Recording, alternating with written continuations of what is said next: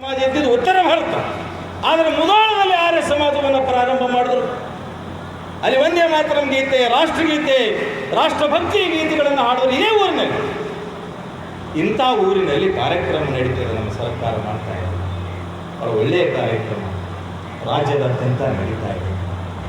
ನಾವು ಜನಜಾಗೃತಿಯನ್ನ, ಇತಿಹಾಸವನ್ನ, ಯಾರು ಬಾಬಾ ಸಾಹೇಬ್ ಅಂಬೇಡ್ಕರ್ ಹೇಳ್ತಾರೆ, ಯಾರು ಇತಿಹಾಸವನ್ನ ಮರೀತಾರೆ, ಅದು ನೆಲದ ಇತಿಹಾಸ, ಊರಿನ ಇತಿಹಾಸ, ದೇಶದ ಇತಿಹಾಸ ಯಾರು ಮರೀತಾರೆ ಅವರು ಇತಿಹಾಸದಲ್ಲಿ ಬರುವುದಿಲ್ಲ.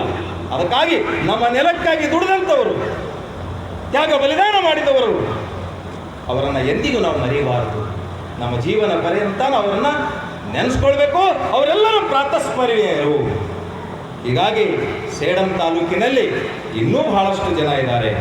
ರುದ್ರಗೌಡ ಪಾಟೀಲ್, ಗುಂಡಯ್ಯ ಸ್ವಾಮಿ, ಗುಂಡೇರಾವ್ ಕುಲಕರ್ಣಿ, ಶಂಕರಪ್ಪ ರುದ್ನೂರ್, ಬಸವರಾಜ ದೇಶಮುಖ್ ಹಾಬಾಳ್,